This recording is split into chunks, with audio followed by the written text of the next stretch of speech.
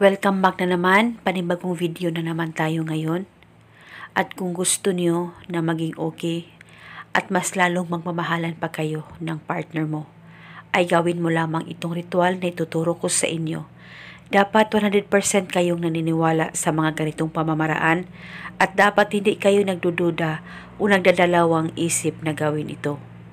At kung bago lamang sa channel na ito, ay huwag niyo pong kalimutang mag-subscribe at pindutin ang notification bell para palagi kayong updated sa mga bago kong videos.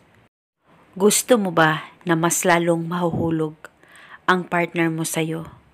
Yung parang mababaliw talaga siya sa sobrang pagmamahal niya sa'yo, malayo o malapit man kayo sa isa't isa. Ngayon, ituturo ko sa inyo ang sekreto para mas lalong mahuhulog o mas lalong ma-in love ang lalaki o ang babae sa'yo. Basta gawin itong ritual na tama ang pagkagawa mo. Ang gagawin mo lamang, kumuha ka ng papel at panulat at isulat mo ito. Pangalan at apelido ng target. Ikaw ay mas lalong mahuhulog at mas lalong ma-in love sa akin. Isulat mo lamang ito ng 3 beses. Isulat mo ang kanyang pangalan at apelido tapos ang hiling, hanggang sa masulat mo ito ng 3 beses. At pagkatapos, kumuha ka lamang ng isang dahon ng laurel. Kahit hindi masyadong buo ng dahon ng laurel ay pwede pa rin gamitin. At isulat mo lamang ng 1 beses ang pangalan niya sa dahon ng laurel. At pagkatapos, ilagay mo ang dahon ng laurel sa iyong papel na sinulatan at tupiin mo lamang ito. Ibalot mo lamang ang dahon ng laurel sa papel.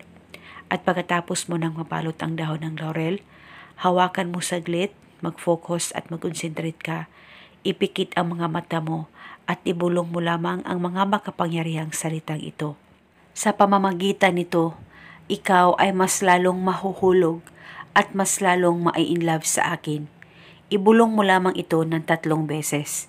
At pagkatapos, ilagay mo na itong ritual sa loob ng punda ng unan mo. Pwede mo ito ilagay muna sa plastic at bago ito ilagay sa loob ng punda ng unan mo at uunanan mo ito gabi-gabi at paniguradong siya ay mas lalong ma-in love sa'yo. At kung hindi safe ang ritual dyan sa unan mo, sa tuwing ikaw ay aalis, kunin mo lamang ito at ibalik mo lamang ito sa tuwing ikaw ay matutulog. At uunanan mo ito hanggang kailan mo gusto. At hindi na po ito kailangan pang bulungan mo araw-araw.